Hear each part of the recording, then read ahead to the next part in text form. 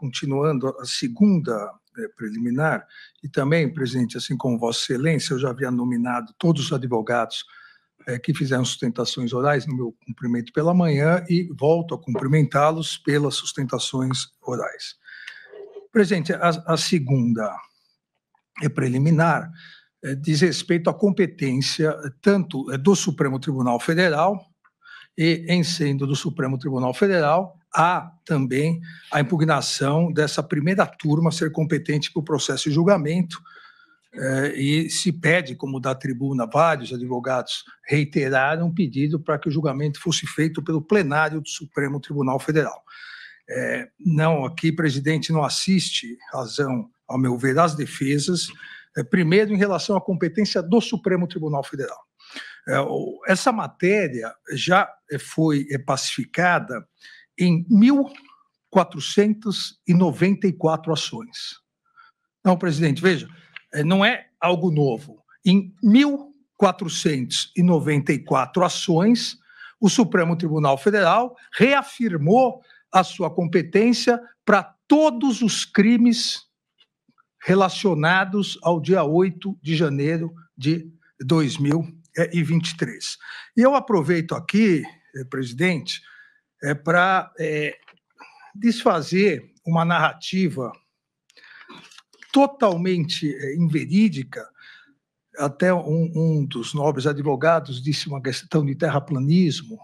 Aqui seria muito semelhante, se criou uma narrativa, assim como a Terra seria plana, o Supremo Tribunal Federal estaria condenando, abre aspas, velhinhas com a Bíblia na mão, fecha aspas, que estariam passeando num domingo ensolarado pelo Supremo Tribunal Federal, pelo Congresso Nacional e pelo Palácio do Planalto. Nada mais mentiroso do que isso, seja porque ninguém lá estava passeando, e as imagens demonstram isso, seja pelas condenações que eu peço para colocar para facilitar.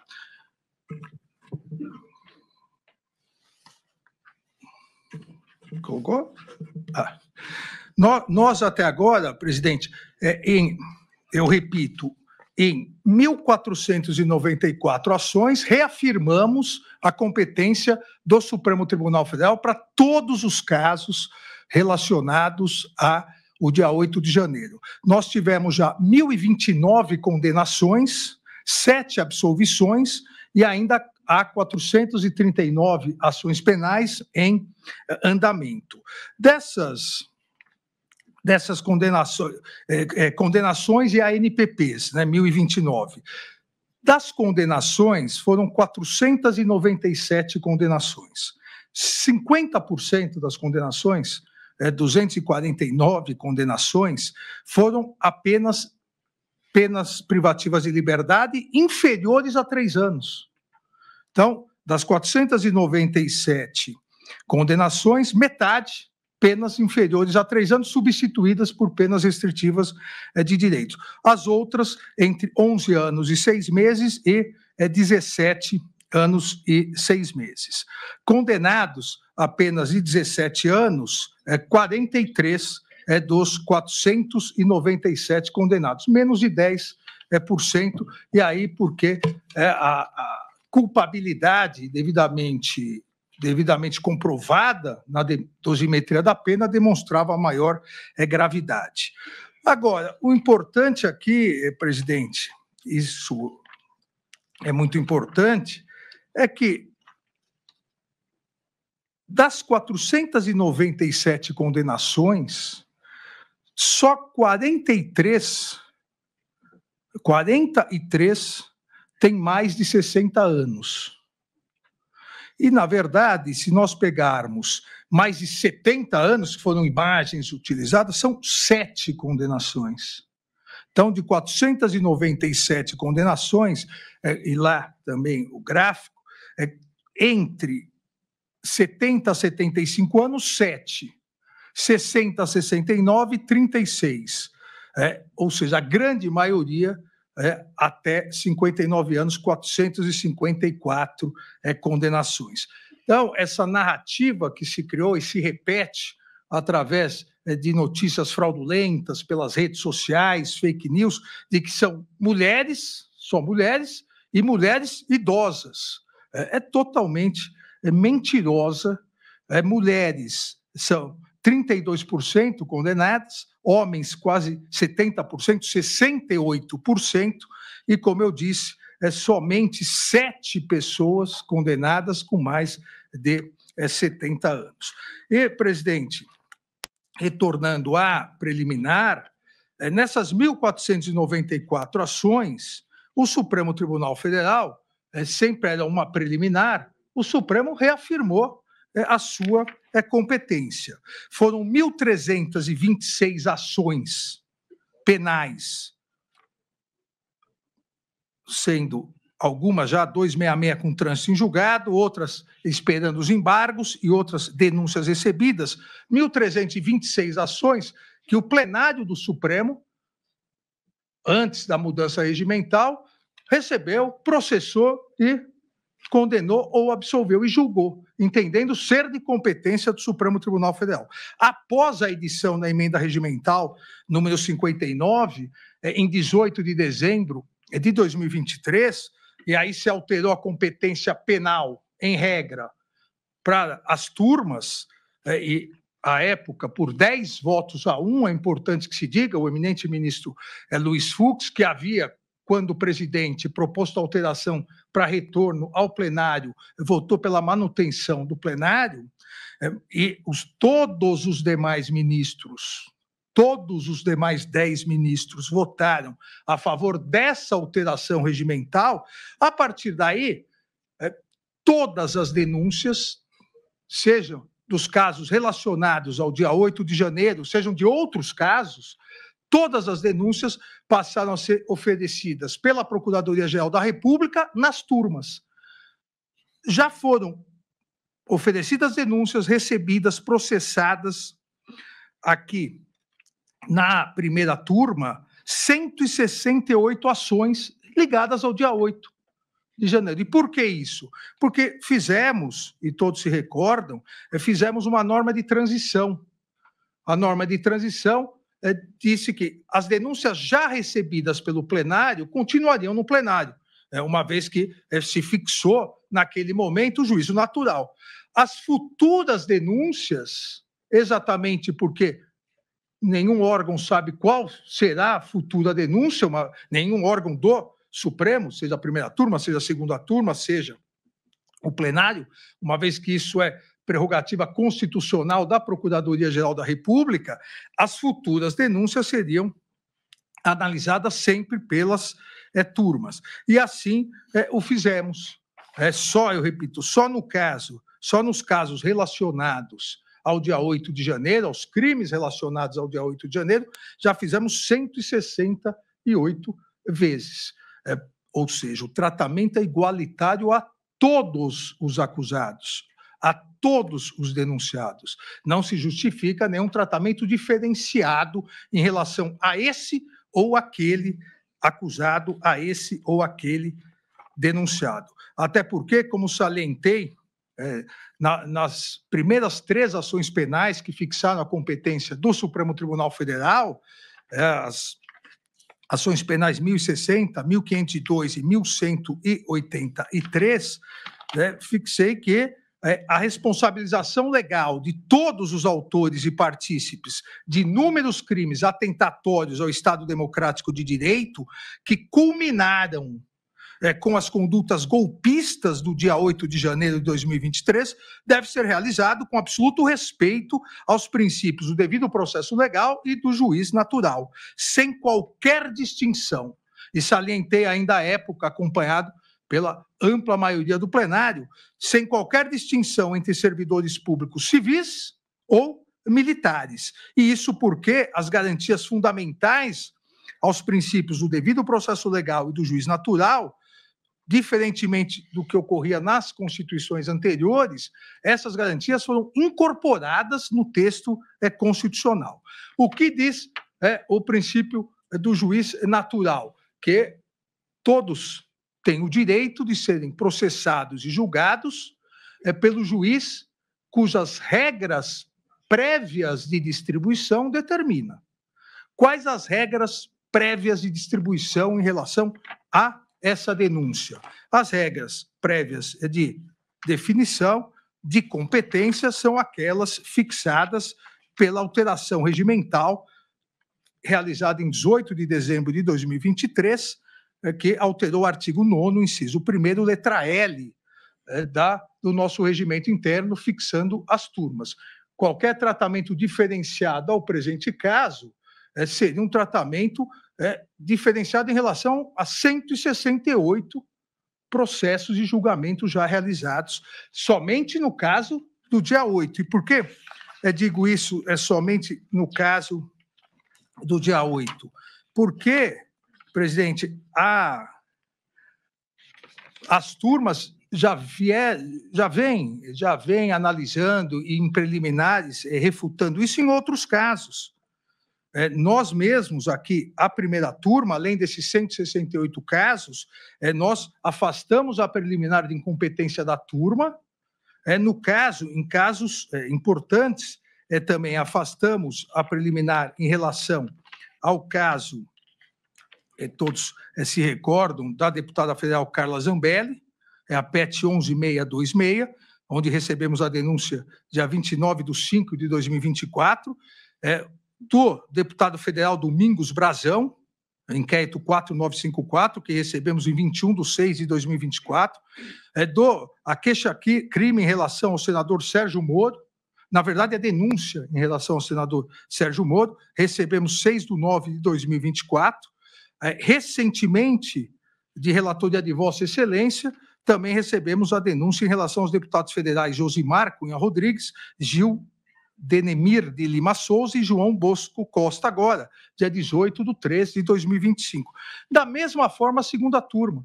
A segunda turma afasta essa alegação de incompetência da turma, que seria o plenário, e o fez também recentemente, no dia 17 de 9 de 2024, ao receber denúncia e aplicar a emenda regimental 59 em relação ao deputado federal João Carlos Paulilo Bacelar Filho. Então, presidente, de um lado, em 1.494 ações, reafirmamos que é competência do Supremo Tribunal Federal e não da primeira instância. De outro lado, desde 18 de dezembro de 2023, tanto a primeira quanto a segunda turmas vem reafirmando em vários casos, e nós aqui, somente nos casos do dia 8, 168 recebimentos de denúncia, fora outros casos que eu acabei de citar, competência das turmas. Competência, não há dúvida sobre a competência das turmas. Em relação ao Supremo, presidente, nem haveria necessidade, eu vou citar aqui só como um complemento, nem haveria necessidade de invocar a recente questão de ordem julgada no inquérito 4787, da contemporaneidade fato-mandato, algo que existia aqui no Supremo por décadas, depois foi alterado e retornou. No momento que se pratica o crime imputado pela Procuradoria-Geral da República, se o denunciado exercia um determinado mandato que tinha foro, prerrogativa de foro, mesmo que ele venha a perder esse mandato, ou se encerre esse mandato, a sequência. O que vale é aquele momento, a contemporaneidade, a perpetuação, a perpetuatio jurisdicionis, o que poderia, inclusive, ser aplicado ao presente caso, porque os denunciados Anderson Gustavo Torres, Augusto Heleno Ribeira Pereira, Jair Messias Bolsonaro e Paulo Sérgio Nogueira de Oliveira exerciam cargos que tinham prerrogativa de foro. Análise dessa questão de ordem, porque nos casos referentes ao dia 8 de janeiro, em 1.494 ações, nós já confirmamos a competência da turma. E a partir da emenda regimental, em quase 200, somando os 168 casos do dia 8 com outras denúncias recebidas, em quase 200 de denúncias também confirmamos que agora é competência em regra, competência da turma. Aqui, presidente, também gostaria de salientar que, em relação às defesas de Jair Messias Bolsonaro e Walter Souza Braga Neto, essa questão, inclusive, estaria preclusa, porque ambas as defesas, em relação à arguição de incompetência dessa primeira turma, pois ambas as defesas já interpuseram agravos regimentais após a alteração regimental, interpuseram agravos regimentais contra decisões desse ministro relator, e todos os agravos regimentais foram julgados pela turma. Em nenhum momento, corretamente, em nenhum momento houve impugnação da competência da turma.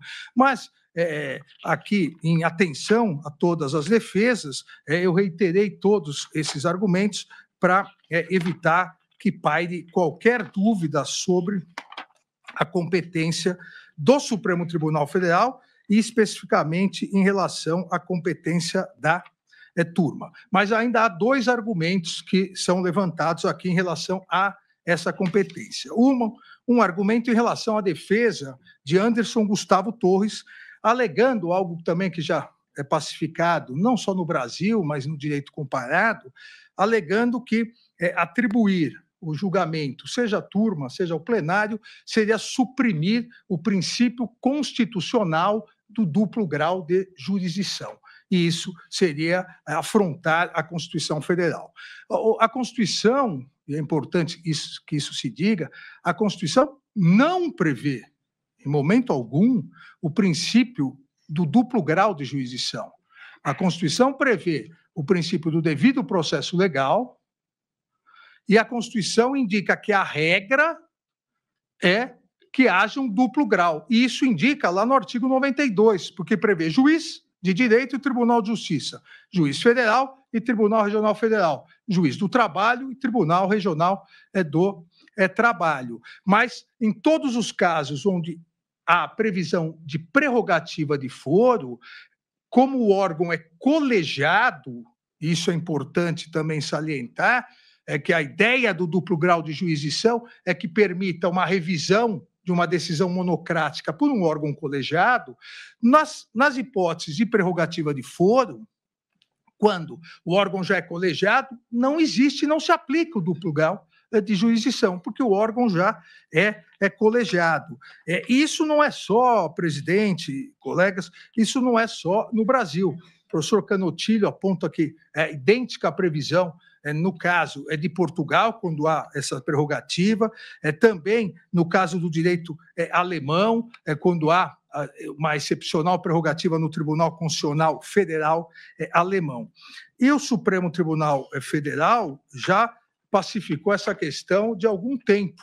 Lá atrás, num acórdão de relatoria do ministro Sepúlveda Pertence, e agora, recentemente também, presidente, e muito recentemente, dia 6 de dezembro de 2024, 6 de dezembro do ano passado, um acórdão de relatoria de Vossa Excelência, ministro Cristiano Zanin, no ARI 133-0427, onde Vossa Excelência reafirma essa jurisprudência do Supremo Tribunal, essa jurisprudência da inexistência de ferimento a qualquer devido processo legal ou a duplo grau de jurisdição, quando haja prerrogativa de foro.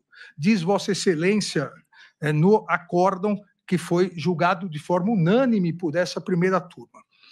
Abre aspas. Não há, no caso concreto, ofensa à Constituição ou ao Pacto de São José da Costa Rica, uma vez que, em razão de disposições constitucionais e legais expressas que lhes impõem, por prerrogativa de função, o julgamento ocorreu no Superior Tribunal de Justiça, e assim afasta a possibilidade de um duplo grau de jurisdição que se pedia no Supremo Tribunal Federal.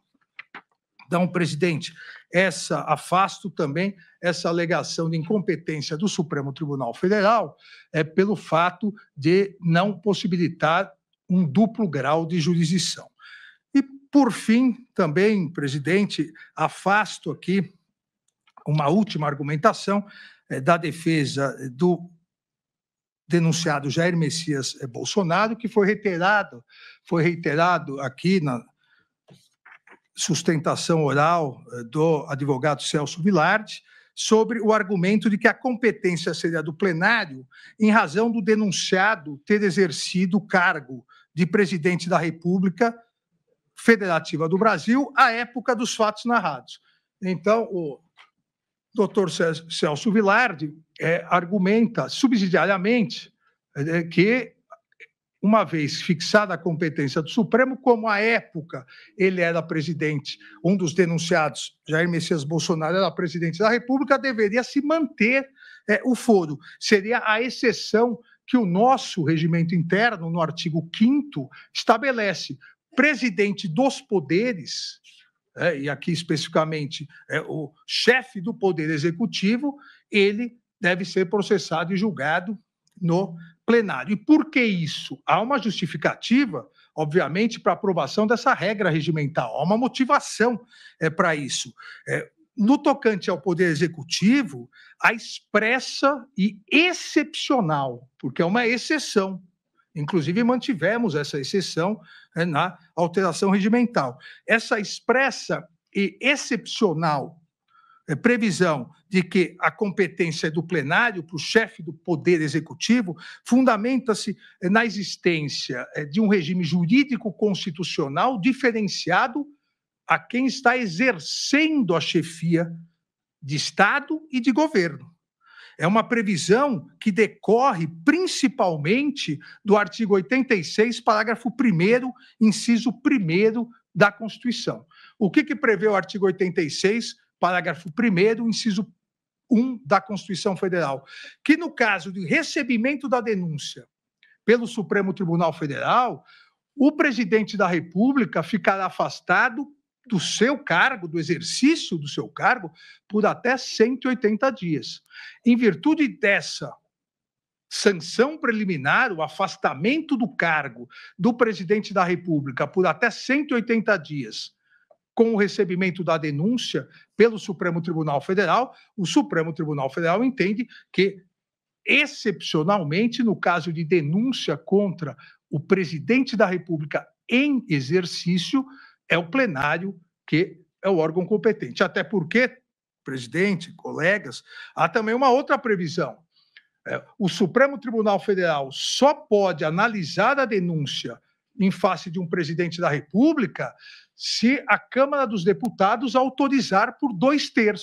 Ora, um ex-presidente da República precisa, para que o Supremo analise o oferecimento da denúncia pelo Procurador-Geral da República, precisa de autorização de 2/3 da Câmara? Não.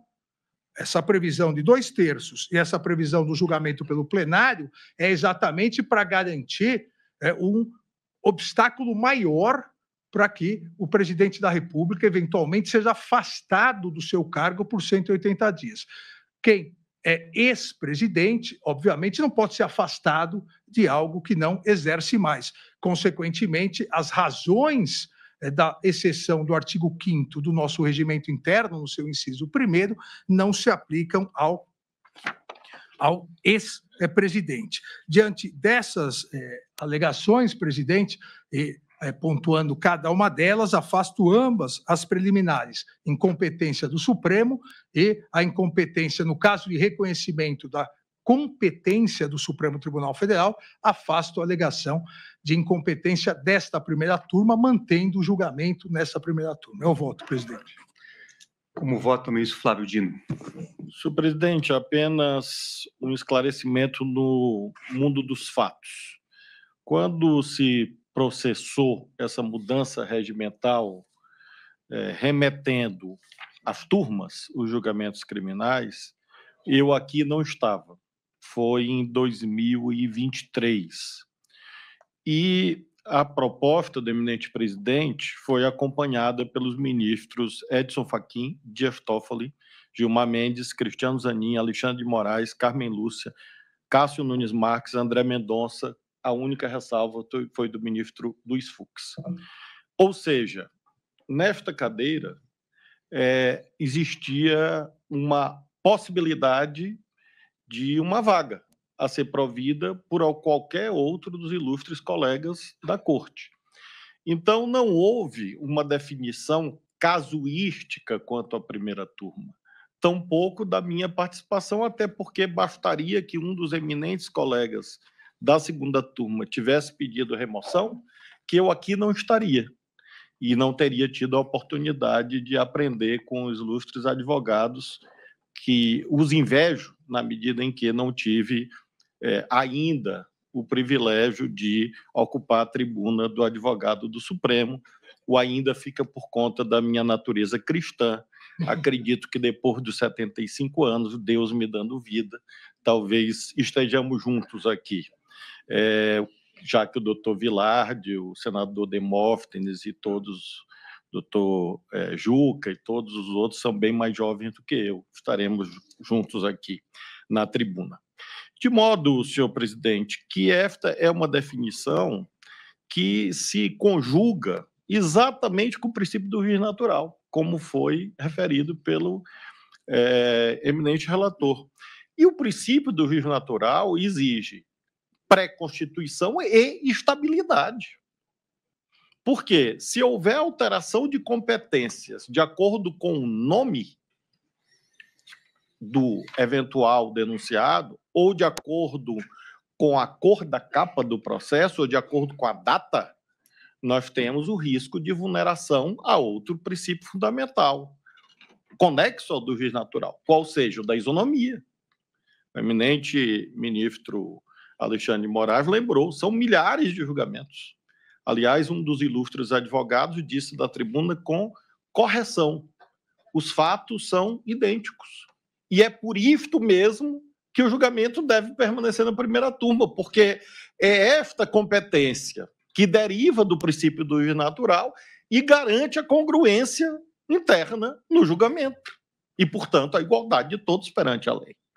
Então, diferente do que daqui da colar se argumenta, não apenas é o certo cumprir a emenda regimental de 2023. Além disso, seria errado, nesse momento, deslocamentos ad hoc, na medida em que a previsão regimental pode haver afetação ao plenário? Sim, desde que haja uma questão jurídica singular, relevante. Disso não se cuida.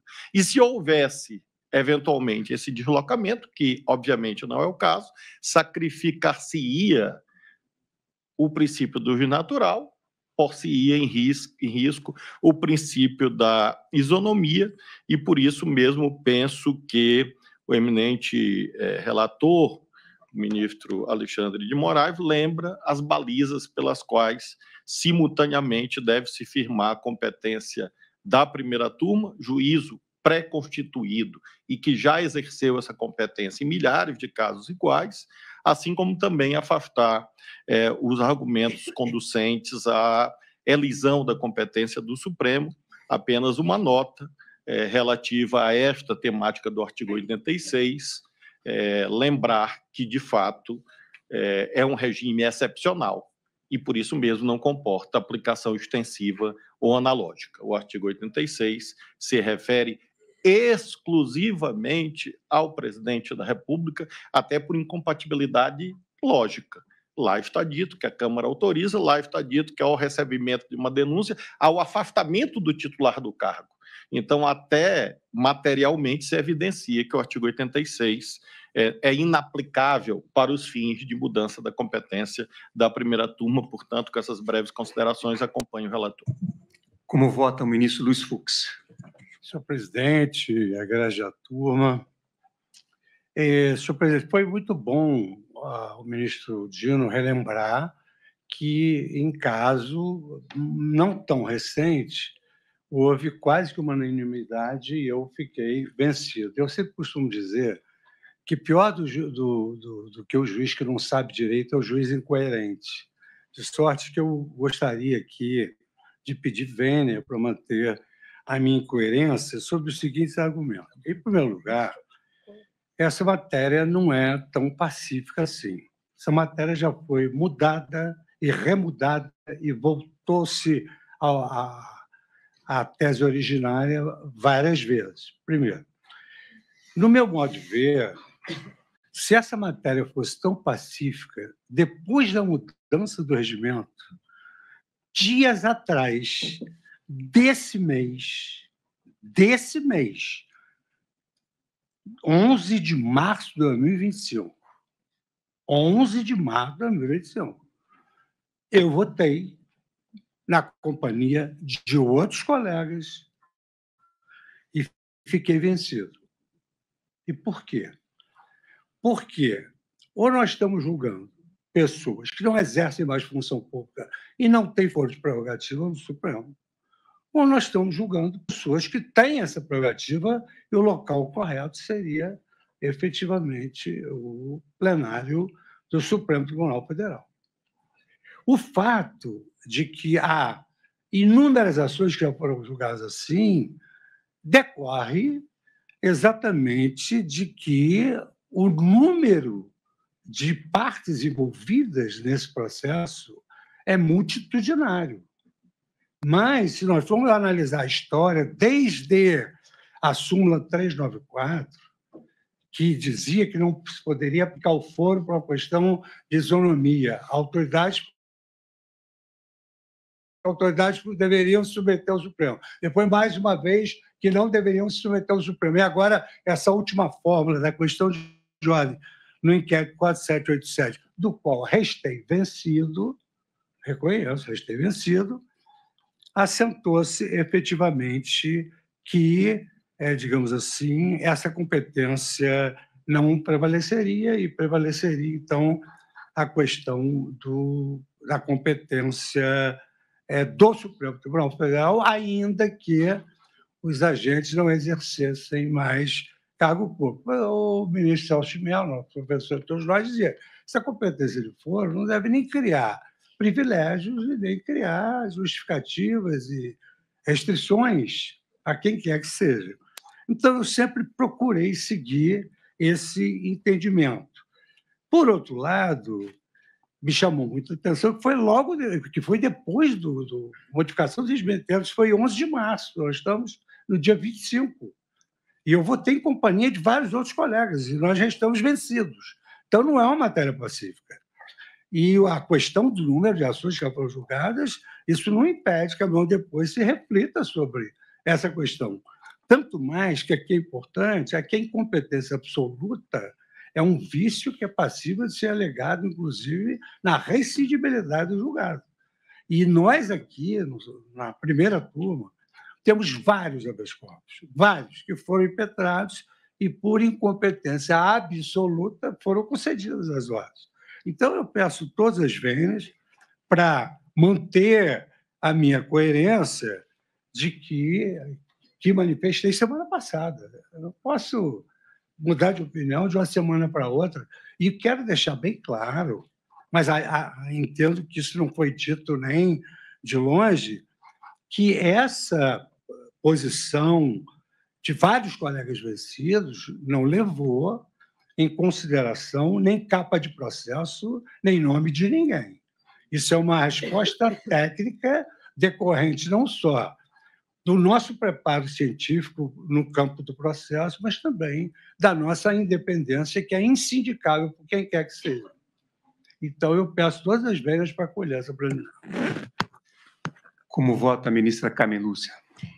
Presidente, eu fiz o meu voto quanto a esta preliminar arguída com todas as razões expendidas pelas defesas, no sentido dos dois princípios que já foram aqui lembrados desde o voto do ministro relator, quais sejam o princípio do devido processo legal, que precisa de ser cumprido e que, portanto, observa uma norma, e a norma até aqui prevalecente, em que pese ter havido, no caso específico, da questão de se trazer ou não, ou de se manter ou não o foro de alguém que já teve foro e que deixou de ter, uma vez que já não mais exerce aquele cargo, e era isso que se discutia, no caso agora lembrado pelo eminente ministro Luiz Fux, e naquele caso também eu votei vencida. Entretanto, pelo princípio da colegialidade, o devido processo legal hoje determina que a norma que prevalece é esta, de que é competente este Supremo Tribunal Federal, é competente esta turma pela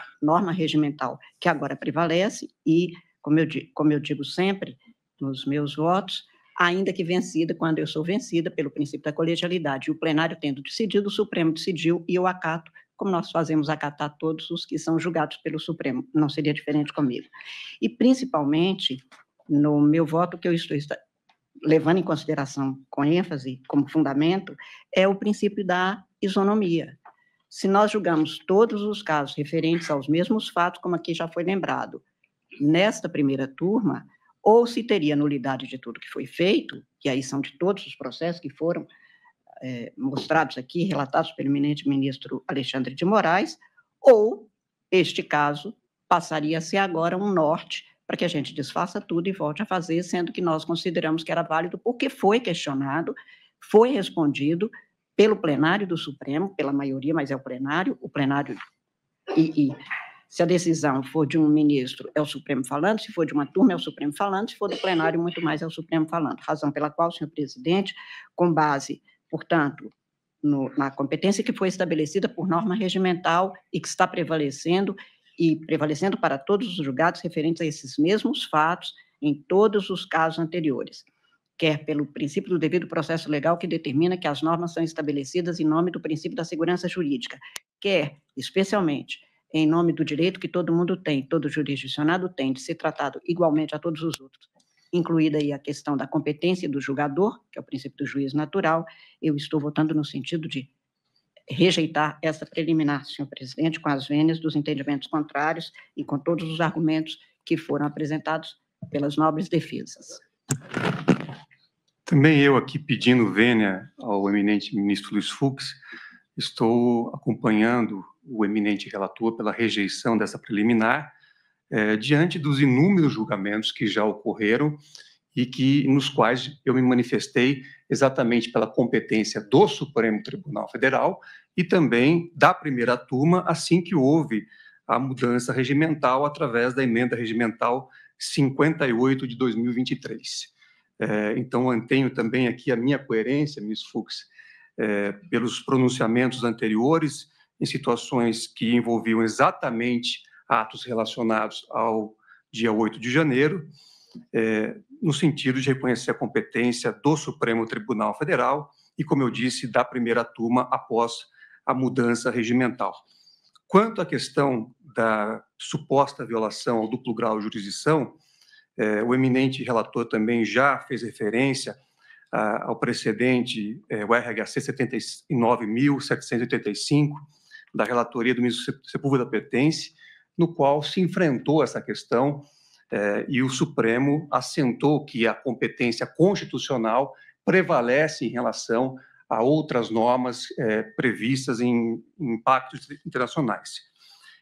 Lembro também, ministro Alexandre, que além do área citado por Vossa Excelência, na ADI 5.175, da relatoria do ministro Gilmar Mendes, também foi assentado no voto de Sua Excelência que o duplo grau não se aplica aos casos de foro por prerrogativa de função.